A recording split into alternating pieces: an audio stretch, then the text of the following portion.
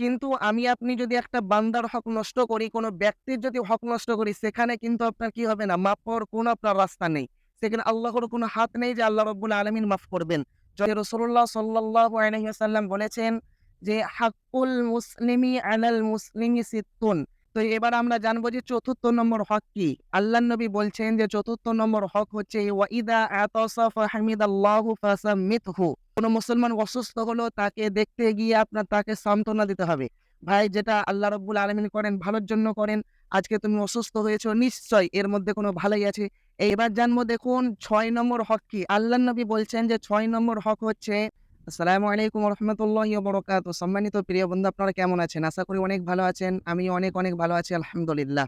তো আরেকটি নতুন ভিডিও নিয়ে উপস্থিত হলাম আমি আপনাদের সম্মুখে। তো ভিডিওটি কি নিয়ে হবে আপনারা তো থাম্বনেল দেখে কিছুটা বুঝে নিয়েছেন। তো দেখুন আমি এই ভিডিওতে আমি আপনাদেরকে বলবো বা এই ভিডিওতে আমরা জানবো যে আপনার এক মুসলমান আরেক মুসলমানের প্রতি আপনার কয়টি হক? এইটা আমাদের জন্য জানা আপনার জরুরি, অতি প্রয়োজন। কারণ দেখুন একটি হচ্ছে আপনার হুকুকুল্লাহ, আরেকটি হচ্ছে আপনার হুকুকুল ইবাদ। একটা হচ্ছে আল্লাহর হক, একটা হচ্ছে বান্দার হক, মানুষের হক। যদি আমি আপনি যদি একটা বান্দার হক নষ্ট করি, কোনো ব্যক্তির যদি হক নষ্ট করি, মাফ পাওয়ার কোনো রাস্তা নেই।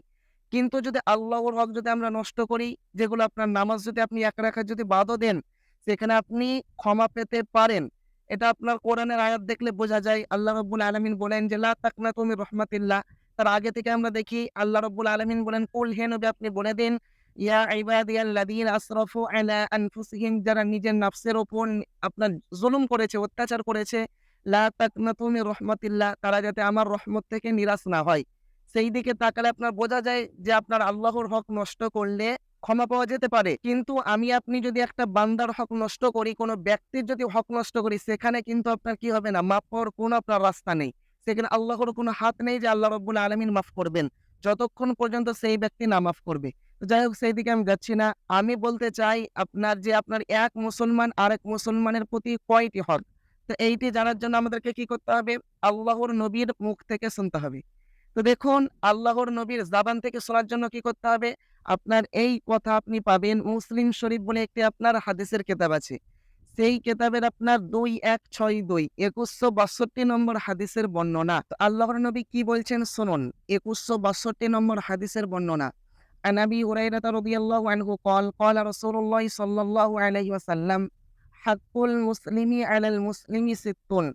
আবু হুরায়রা রাদিয়াল্লাহু আনহু হাদিসটি বর্ণনা করছেন যে রাসূলুল্লাহ সাল্লাল্লাহু আলাইহি ওয়াসাল্লাম বলেছেন যে হাক্কুল মুসলিমি আলাল মুসলিমি সিত্তুন।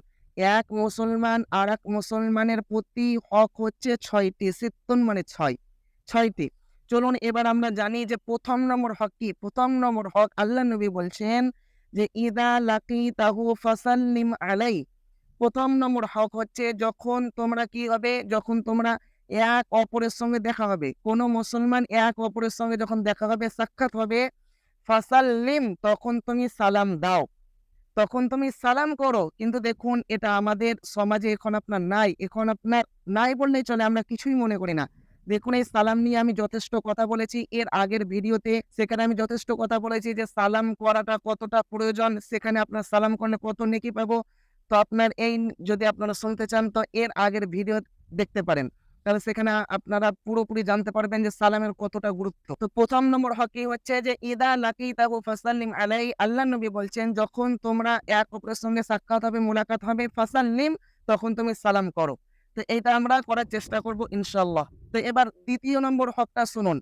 এক মুসলমান আরেক মুসলমানের প্রতি ২য় নম্বর হক কি? আল্লাহর নবী বলছেন যে ওয়া ইদা দাআকা ফাআজিবহু। যদি তোমাকে কোনো মুসলমান যদি দাওয়াত দেয়, সেই দাওয়াত তুমি কবুল করো। এখানে আমি পরিষ্কার করে দেই, দেখুন সব দাওয়াত না। যেখানে আপনার গান বাজনা হচ্ছে, সেখানে ধরুন আপনার বন্ধুরা কি করলো? ফিস্ট করলো।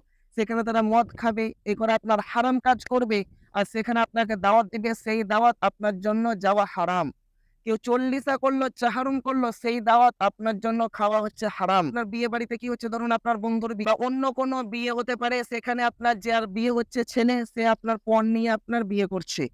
জুলুম, তারা আপনার শ্বশুরবাড়িতে জুলুম করে টাকা পয়সা নিয়ে পণ নিয়ে আপনার বিয়ে করছে। তো সেই দাওয়াত আপনার জন্য খাওয়া যাবে না। তো তো ওয়াইদা দাআকা ফাআজিবহু, আল্লাহর নবী বলছেন যে যদি কোনো মুসলমান তোমাকে দাওয়াত দেয়, সে দাওয়াত তুমি কবুল করবে, সেই দাওয়াতে তুমি যাবে। তাহলে আমরা বুঝতে পারলাম ২য় নম্বর হক কি।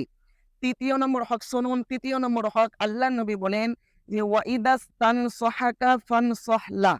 কোনো এক ব্যক্তি যদি তোমার কাছে এসে যদি ভালো উপদেশ চায়, তাকে তুমি ভালো উপদেশ দাও। বুঝতে পারলেন? এটি হচ্ছে আপনার ৩য় নম্বর আপনার হক। আপনি ধরুন জ্ঞানী ব্যক্তি, আপনার আল্লাহ রাব্বুল আলামিন জ্ঞান দিয়েছেন। কোন একটা ব্যক্তি এলো, এসে বলছে যে আমার এইরকম আমি পেরেশানে পড়েছি, কোন আমাকে ভালো উপদেশ দাও। তখন আপনার আমার করণীয় হবে তাকে ভালো উপদেশ দেওয়া। তাহলে ৩ নম্বর গেল। তো এবার আমরা জানবো যে ৪র্থ নম্বর হক কি? আল্লাহর নবী বলছেন যে ৪র্থ নম্বর হক হচ্ছে ওয়াইদা আতাসা ফাহামিদাল্লাহু ফাসাম্মিতহু। দেখুন কোন যদি মুসলমান কি করে, আপনার হাঁচি তোলে। হাঁচি তোলার পর যদি বলে আলহামদুলিল্লাহ, তখন আপনি যদি তার কাছ থেকে শুনেন, আপনার কানে যদি আওয়াজ আসে, তখন তাকে আপনার দোয়া দিতে হবে। কি দোয়া? তাকে দোয়া দিতে হবে যে ইয়ারহামুকাল্লাহ। এইটা হচ্ছে হক।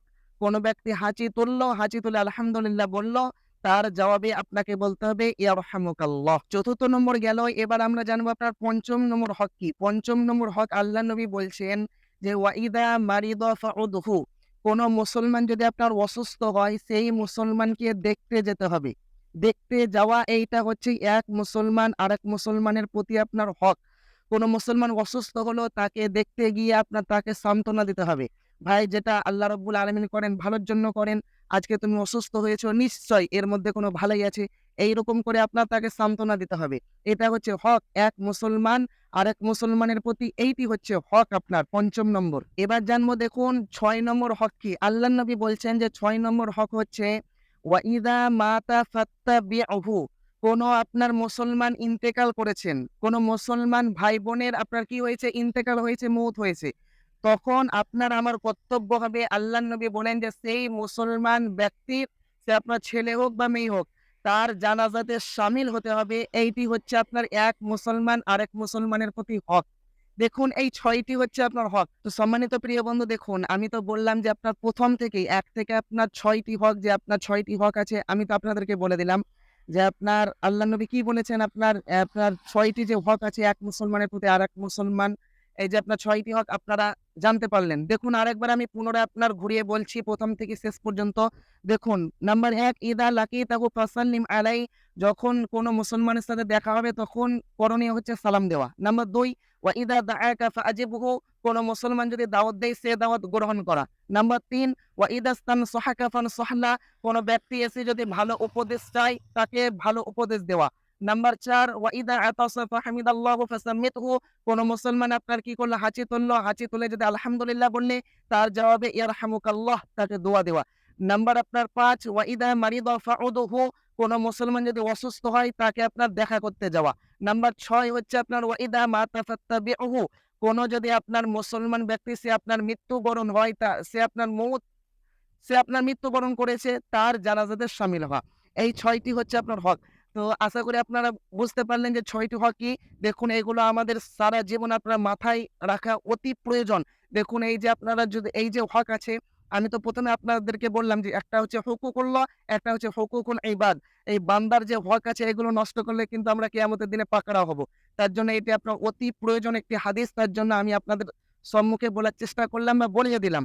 তো যাই হোক, দেখুন যদি ভিডিওটি ভালো লেগে থাকে বা আপনাদেরকে যদি মনে হয় যে এটি অতি প্রয়োজন ভিডিও, আর আপনার মনে হয় কি এটা তো আপনার অতি প্রয়োজন তো বটেই, যদি মুসলমান হয় সে তো আপনার ভাববেই কিয়ামতের দিন নিয়ে। তো যাই হোক, আপনি অপর ভাইয়ের কাছে সদকায়ে জারিয়া হিসাবে পৌঁছে দিন। আর একটি কথা, যদি ভিডিওটি ভালো লেগে থাকে অবশ্যই একটি লাইক করবেন এবং শেয়ার তো করতেই বললাম, আর কমেন্ট করবেন কিরকম হয়েছে ভিডিওটি বা কতটা প্রয়োজন। আর দেখুন ভাই, এটি হচ্ছে আপনার ইসলামিক চ্যানেল, বা যারা পেজ থেকে দেখছেন, এটি হচ্ছে আপনার একটি ইসলামিক পেজ। তো যাই হোক, আপনাদের কাছে আমার একটি আবেদন, দেখুন ইসলামিক ভিডিওগুলো দেখুন, নিজের ঈমান তৈরি করুন। অনেক গান শুনছেন, অনেক ফিল্ম দেখছেন, ওইগুলি বাদ দিন ভাই। আল্লাহর পথে আসুন, ইসলামিক ভিডিও দেখুন, নিজের ঈমান তৈরি করুন। আর আমি কথা বাড়াচ্ছি না, দেখা হচ্ছে আপনাদের সম্মুখে নতুন কোনো একটি ভিডিওতে শীঘ্রই। ততক্ষণ আপনারা ভালো থাকুন, সুস্থ থাকুন, আমার জন্য দোয়া করুন। আসসালামু আলাইকুম ওয়া রাহমাতুল্লাহি ওয়া বারাকাতুহু।